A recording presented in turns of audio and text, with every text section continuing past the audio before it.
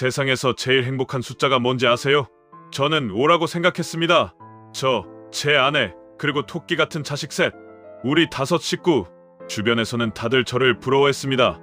야, 너는 전생에 나라를 구했냐? 어떻게 아내랑 아이들이 저렇게 예쁘냐? 술자리에서 친구들이 그런 말을 할 때마다 저는 겉으로는 에이, 키워봐라, 전쟁이다 라고 손살에 쳤지만 속으로는 으쓱했죠. 네, 저는 제가 이 세상에서 가장 완벽한 가장이라고 믿었습니다. 지난주 일요일 그 사고가 터지기 전까지는요. 막내 아들 지훈이 이제 막 5살이 된 우리 집 귀염둥이 막내가 유치원 놀이터에서 미끄럼틀을 타다 떨어졌다는 전화를 받았습니다.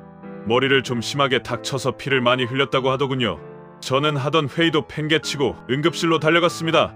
아내는 이미 도착해서 사색이 되어 울고 있더군요. 다행히 생명에는 지장이 없는데 수혈이 좀 필요할 것 같다고 의사 선생님이 말했습니다. 저는 소매를 걷어붙이며 외쳤죠. 선생님, 제 피 뽑으세요. 제가 아빠입니다. O형입니다. 그런데 의사 선생님이 차트를 보더니 고개를 갸웃거리는 겁니다. 아버님, 잠시만요. 지훈이는 A형인데요. 순간 저는 제가 잘못 들은 줄 알았습니다. 네, 무슨 소리입니까? 저 O형이고 제 와이프도 O형인데 어떻게 애가 A형이 나옵니까? 검사 다시 해보세요. 의사 선생님은 당황한 표정으로 다시 검사실로 들어갔고 저는 떨리는 눈으로 아내를 쳐다봤습니다. 아내는 울음을 뚝 그치고 멍하니 의사 선생님 뒷모습만 보고 있더군요. 잠시 후 선생님이 다시 나왔습니다. 표정이 아주 곤란해 보이더군요. 아버님, 검사 결과 맞습니다. 지훈이 혈액형은 A형입니다.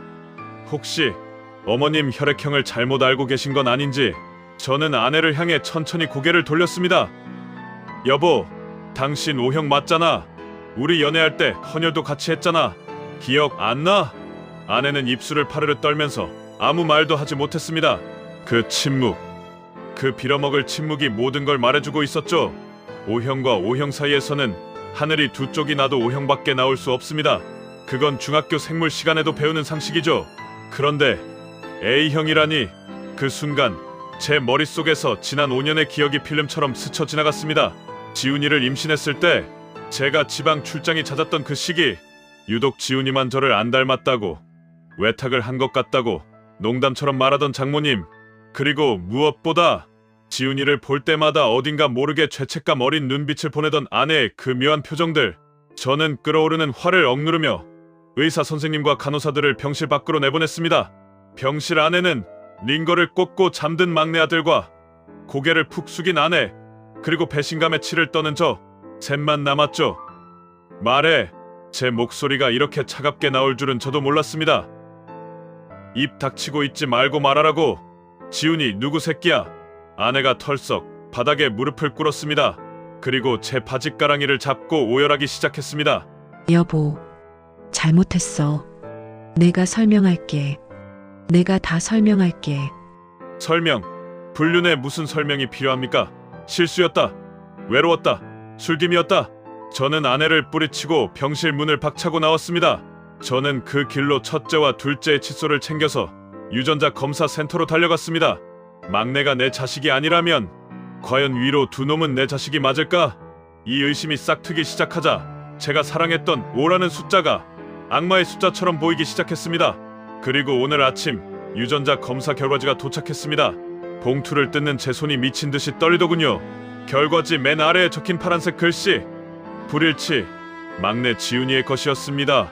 유전자 검사 결과지를 받아든 날, 저는 차 안에서 1시간 동안 소리 죽여 울었습니다. 봉투를 뜯기 전까지만 해도 제발 검사 오류이길 바랐습니다. 병원에서 피가 바뀌었거나 기계가 고장났거나 그런 기적 같은 확률에 제 인생을 걸었죠. 하지만 과학은 잔인하리만큼 정확했습니다. 검체 A 첫째 아들 친자 관계 성립 99.999%, 검체 B 둘째 딸 친자 관계 성립 99.999%, 검체 C 셋째 아들 친자 관계 불성립. 여러분, 이 결과표를 보고 제가 무슨 생각을 했는지 아십니까? 안도감.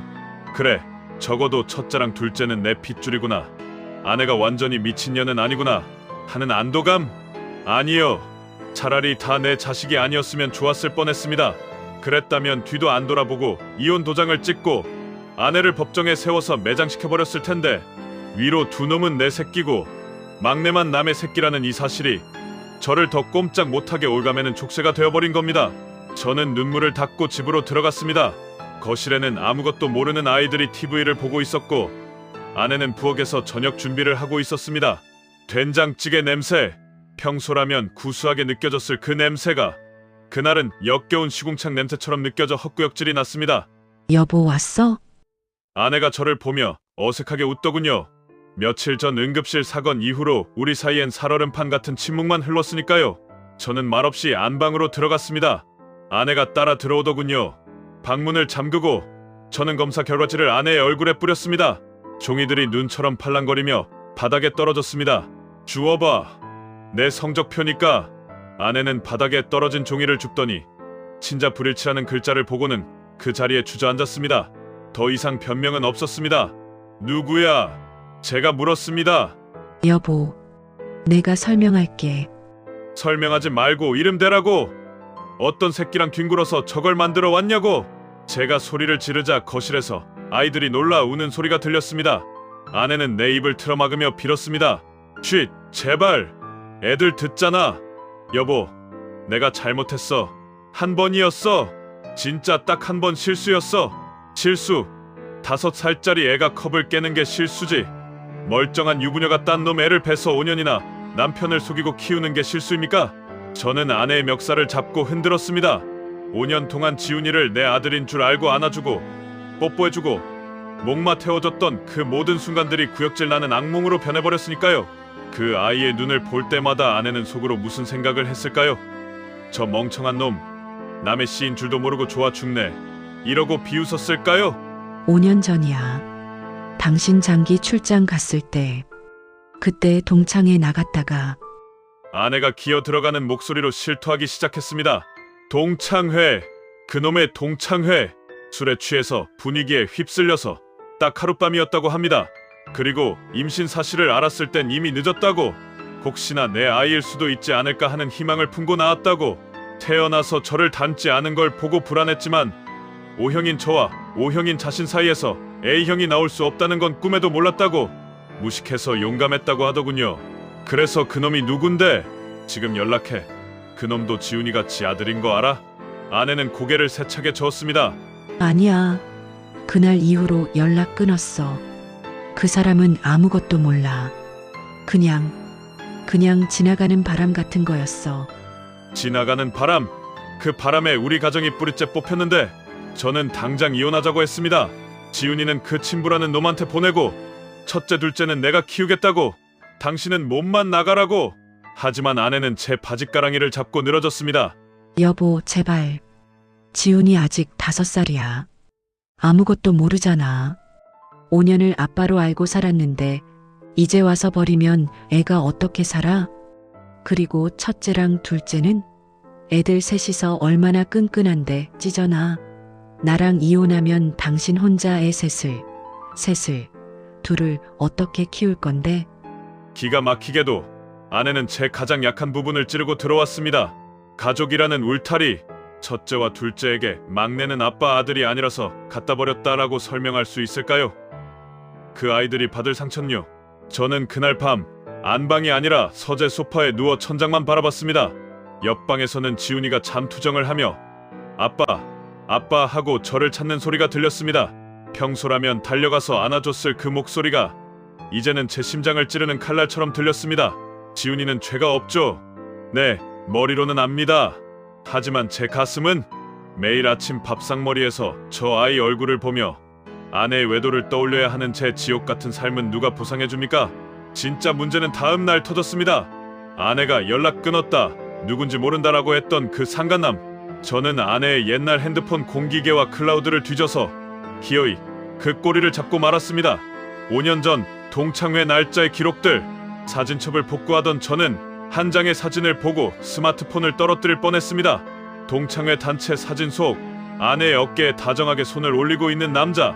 그리고 그날 밤 모텔 입구 CCTV에 찍힌 흐릿한 남자의 실루엣. 그 남자의 얼굴이 너무나 낯익었습니다. 아니, 낯익은 정도가 아니라 제 인생에서 절대 잊을 수 없는 얼굴이었습니다. 설마 형이 왜 거기 있어? 제 친형. 어릴 때부터 저보다 모든 게 뛰어났고 지금은 잘 나가는 사업가인 제 형, 그리고 5년 전 사업 자금이 필요하다며 저에게 돈을 빌려갔던 그 시기에 제 아내와 동창회에서 만났던 그 남자, 막내 지훈이의 눈매가 저를 안 닮고 누굴 닮았나 했더니 그게 제 형의 눈매였습니다. 피는 물보다 진하다라는 말 아시죠? 저는 그 말을 철석같이 믿고 살았습니다. 부모님이 일찍 돌아가시고 세상에 남겨진 건 형과 저 달랑 둘뿐이었으니까요. 형은 저에게 아버지이자 친구, 그리고 인생의 멘토였습니다. 제가 힘들 때마다 형은 항상 제 등 뒤에 있었으니까요. 그런데 그날 밤 아내의 클라우드에서 발견한 그 사진 한 장, 5년 전 동창회에서 제 아내 어깨에 손을 올리고 웃고 있는 형의 모습, 그 사진을 본 순간 피는 물보다 진하다는 말이 다르게 들리기 시작했습니다. 그래, 피는 물보다 진하지. 그리고 아주 비릿하고 끈적거리고 역겨운 냄새가 나지. 저는 떨리는 손으로 형에게 전화를 걸었습니다. 형, 오늘 시간 있어? 술 한잔하자. 수화기 너머로 들려오는 형의 목소리는 너무나 태연했습니다. 그래. 안 그래도 얼굴 좀 보려고 했는데 잘 됐네. 내가 웬일로 먼저 술을 다 찼냐? 무슨 일 있어? 무슨 일 있어? 그 말투가 어찌나 자연스러운지 순간 제가 오해한 건가 싶을 정도였습니다. 그래, 그냥 동창이라서 우연히 만난 걸 수도 있잖아. 사진 한 장으로 형을 의심하는 건 너무한 거잖아. 저는 바보처럼 또 한 번 형을 믿고 싶었습니다. 약속 장소는 형의 단골집인 강남의 고급 룸 일식집이었습니다. 문을 열고 들어가니 형이 먼저 와 있더군요. 말끔한 슈트, 성공한 사업가의 여유로운 미소, 며칠 사이 지옥을 뒹굴다 온 저와는 딴판이었습니다. 왔냐? 얼굴이 왜 그래? 어디 아파? 재수씨 속 좀 그만 썩여라, 임마. 형이 제 어깨를 툭 치며 웃는데 저는 그 손을 뿌리칠 뻔했습니다. 5년 전 그 더러운 손으로 제 아내의 어깨를 감싸고 호텔방 문을 열었을 그 손, 저는 억지로 입꼬리를 올리며 자리에 앉았습니다. 술잔이 몇 순배 돌았습니다. 형은 요즘 사업이 잘 된다는 둥, 골프 실력이 늘었다는 둥, 자기 자랑을 늘어놓았습니다. 저는 말없이 독한 사케를 목구멍으로 털어 넣었습니다.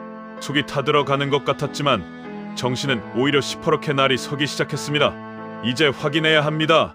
저는 잔을 내려놓으며 툭 미끼를 던졌습니다. 형, 지훈이 말이야. 우리 조카 왜? 지난주에 좀 다쳤어. 응급실 갔는데 수혈이 필요하대서 피 검사를 했거든. 형의 술잔을 든 손이 아주 미세하게 0.1초 정도 멈칫하는 걸 저는 놓치지 않았습니다. 하지만 형은 이내 아무렇지 않게 잔을 비우더군요. 그래, 많이 다쳤냐? 애들은 다치면서 크는 거지. 그래서 괜찮고? 괜찮아. 근데 형, 참 이상해. 뭐가? 나도 O형이고 와이프도 O형이잖아. 근데 지훈이가 A형이 나왔어. 룸 안에 정적이 흘렀습니다. 째깍, 째깍. 벽에 걸린 시계 소리만 들릴 정도로 무거운 침묵. 저는 형의 눈을 똑바로 쳐다봤습니다. 당황할까? 아니면 화를 낼까? 그런데 형의 반응은 제 예상을 완전히 빗나갔습니다. 형은 피식 웃었습니다. 그리고 아주 여유롭게 회 한 점을 집어먹으며 말하더군요. 야, 의사가 돌팔이네. 검사 다시 해봐. 요즘 병원들 오진 많아. 너무나 뻔뻔한 태도에 오히려 제가 말문이 막혔습니다. 여기서 물러서면 안 된다. 저는 마지막 승부수를 던졌습니다. 형, 나 다 알고 왔어. 5년 전 형 사업 힘들어서 나한테 5천만 원 빌려갔던 그때 재수씨, 아니 내 와이프랑 동창회에서 만났잖아. 형의 젓가락질이 멈췄습니다. 형은 천천히 젓가락을 내려놓고 냅킨으로 입을 닦았습니다. 그리고 저를 보며 한숨을 푹 쉬더군요. 마치 철없는 동생이 사고 친 걸 수습해야 하는 형처럼요. 너 알고 있었냐? 심장이 쿵 하고 내려앉았습니다. 부정하길 바랐는데, 차라리 미친 소리 하지 말라고 뺨이라도 때려주길 바랐는데 형은 너무 쉽게 인정을 해버렸습니다. 왜 그랬어? 제 목소리가 갈라져 나왔습니다. 형이 어떻게 나한테 이럴 수 있어? 내가 형한테 어떻게 했는데? 형 힘들 때 적금 깨서 돈 대준 게 나야. 근데 형은 내 뒤통수를 쳐. 그것도 내 와이프랑. 저는 테이블을 엎어버리고 싶은 걸 간신히 참으며 소리쳤습니다. 그런데 형이 뭐라고 했는지 아십니까? 야, 흥분하지 말고 들어. 너 그때 베트남 지사 발령 나서 1년 동안 나가 있었잖아. 재수씨 혼자 애들 키우면서 얼마나 힘들어했는지 아냐? 우울증까지 왔었어. 그래서 내가 위로 좀 해줬다. 형으로서. 근데 술이 좀 과했어. 실수였어. 재수 씨도 외로웠고 나도 그때 사업 때문에 스트레스 심했고 그냥 서로 기대다 보니까 그렇게 된 거야. 위로, 실수, 기대. 저는 헛웃음이 터졌습니다.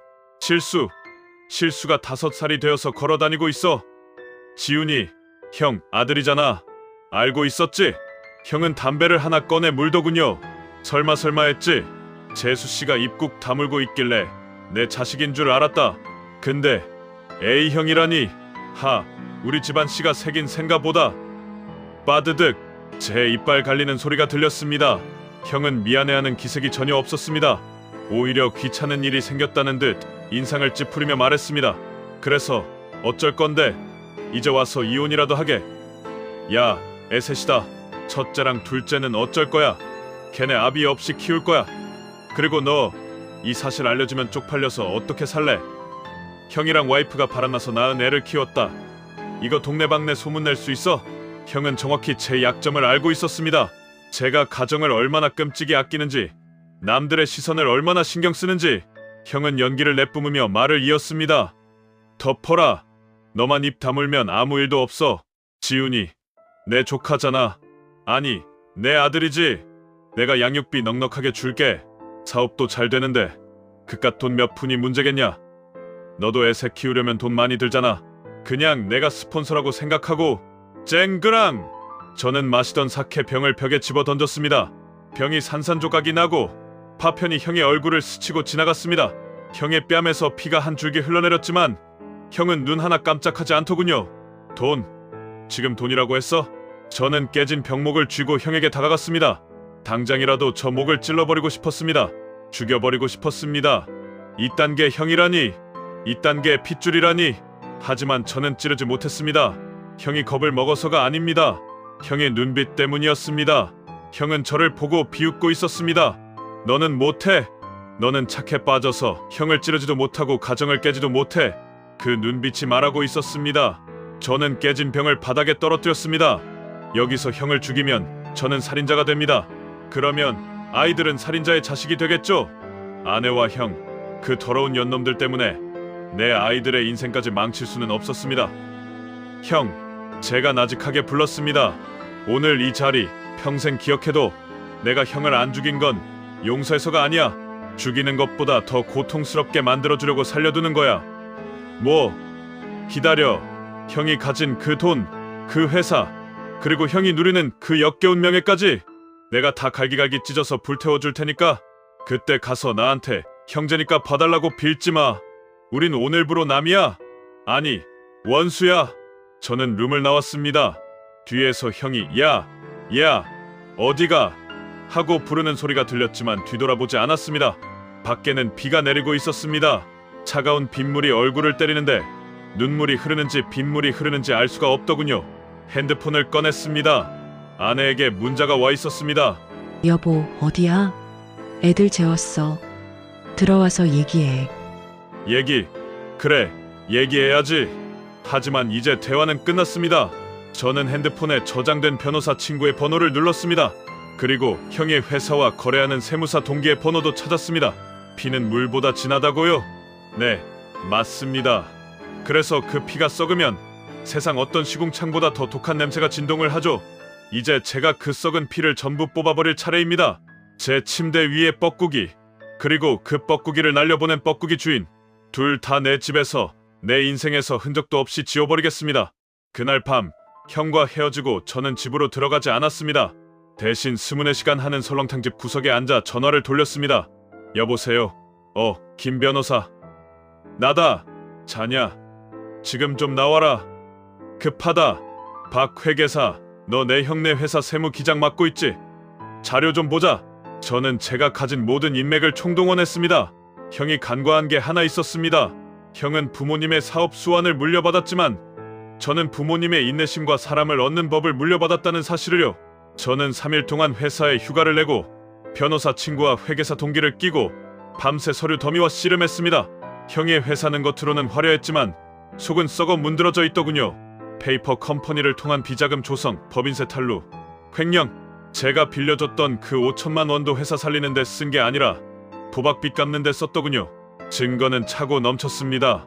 저는 이 자료들을 예쁘게 포장해서 두 군데로 보냈습니다. 하나는 국세청, 그리고 또 하나는 검찰청 특수부였습니다. 일주일 뒤 뉴스가 터졌습니다. 유망 중소기업 제2건설 수백억대 횡령 및 탈세 혐의 압수수색. 형이 자랑하던 그 회사는 하루아침에 쑥대밭이 됐습니다. 형은 구속영장이 청구되어 포승줄에 묶인 채 카메라 앞에 섰죠. 마스크를 썼지만 떨고 있는 눈빛은 가릴 수 없었습니다. 저는 TV로 그 모습을 지켜보며 맥주 한 캔을 땄습니다. 형, 거긴 돈으로 안 될걸. 국세청이 형보다 돈 계산 더 잘하거든. 자, 이제 집구석을 청소할 차례입니다. 저는 이혼 소장을 들고 집으로 들어갔습니다. 아내는 TV 뉴스에서 아주버님이 구속되는 장면을 보고 넋이 나가 있더군요. 여보, 형님, 저거 어떻게 해? 우리 형님 어떻게? 아직도 정신 못 차리고 내연남 걱정이나 하는 꼴이라니. 저는 소장을 식탁 위에 던졌습니다. 남의 서방 걱정하지 말고 내 걱정이나 해. 사인해. 이혼이야. 아내는 소장을 보더니 비명을 질렀습니다. 위자료 청구 소송, 그리고 친권 및 양육권 지정 청구. 제가 모든 걸 가져가는 조건이었습니다. 안 돼. 절대 못 해. 애들은 내가 키울 거야. 내가 엄마야. 아내가 악을 썼습니다. 엄마, 넌 엄마 자격 없어. 상간남이 내 남편 친형이라는 거 법정에서 까발려줘. 그리고 지훈이 유전자 검사 결과랑 내가 형이랑 모텔 들어가는 CCTV 판사님이 보시면 참 좋아하시겠다. 유책 배우자는 너야. 넌 위자료 한 푼도 못 받아. 몸만 나가. 그럼 지훈이는 내 핏줄이야. 당신 핏줄 아니잖아. 그래, 내 핏줄 아니지. 형 핏줄이지. 근데 어쩌냐. 형은 감옥 갔고 넌 빈털터리인데 지훈이 데리고 나가서 굶어 죽일 거야? 아니면 옥바라지 시키게? 아내는 아무 말도 못하고 바닥에 주저앉아 통곡했습니다. 여보, 잘못했어. 제발 한 번만 용서해줘. 나 나가면 갈 데도 없어. 애들이랑 헤어져서 어떻게 살아? 저는 차갑게 내려다보며 말했습니다. 그건 5년 전에 생각했어야지. 형이랑 그 짓거리 하기 전에. 결국 아내는 도장을 찍었습니다. 아니, 찍을 수밖에 없었죠. 제가 형의 횡령 공범으로 아내까지 엮어 넣겠다고 협박했거든요. 아내는 옷 가방 하나 달랑 들고 쫓겨났습니다. 현관문이 닫히는 순간 아내가 지훈이 이름을 부르며 울부짖었지만 저는 문을 잠가버렸습니다. 그리고 거실로 돌아왔을 때 5살 지훈이가 울고 있는 누나와 형 사이에서 눈치를 보며 서 있었습니다. 저를 보더니 쭈뼛쭈뼛 다가와서 제 다리를 잡더군요. 아빠, 엄마 언제 와? 아빠 화났어. 그 아이의 눈, 형을 닮은 그 눈, 순간 울컥 하고 속에서 뜨거운 게 치밀어 올랐습니다. 저 아이를 보면 평생 형이 떠오를 겁니다. 아내의 배신이 떠오를 겁니다. 당장이라도 저 아이를 아내에게 던져버리고 싶었습니다. 하지만 저는 지훈이를 안아 올렸습니다. 왜냐고요? 이 아이를 형에게 보내는 것, 아내에게 보내는 것, 그게 그들이 가장 원하는 거니까요. 그래도 내 새끼니까 하며 자기들끼리 껴안고 사는 꼴, 저는 못 봅니다. 형은 감옥에서 썩을 것이고 나와서는 빈털터리가 될 겁니다. 아내는 식당 설거지를 전전하며 하루하루 후회 속에 살겠죠. 하지만 저는 보란듯이 성공할 겁니다. 그리고 이 아이들 셋 다 제가 키울 겁니다. 지훈이가 나중에 커서 알게 되겠죠. 생물학적 아버지는 범죄자고 낳아준 엄마는 가정을 파탄낸 여자라는 걸. 하지만 자기를 길러준 건 피 한 방울 안 섞인 저라는 거려. 형이 감옥 면회실에서 저한테 그러더군요. 야, 지훈이 내 아들이야. 내놓으라고. 제가 웃으면서 말했습니다. 형, 착각하지 마. 낳았다고 다 아비가 아니야. 지훈이는 내 아들이야. 형은 그냥 정자 제공자일 뿐이고 평생 감옥에서 TV로 봐. 내 아들이 나한테 아빠, 사랑해요 하는 거. 저는 이제 혼자서 아이 셋을 키우는 싱글 대디가 되었습니다. 전쟁 같은 아침을 보내고 밤이면 외로움에 사무치기도 합니다. 가끔 지훈이 얼굴에서 형의 표정이 보일 때면 심장이 쿵 내려앉기도 하고요. 하지만 후회는 없습니다. 저는 제 침대에 몰래 들어온 뻐꾸기를 쫓아냈고 뻐꾸기 둥지를 박살냈으며 남겨진 새끼는 제 둥지에서 독수리로 키울 겁니다. 스방극장 구독, 좋아요 부탁합니다.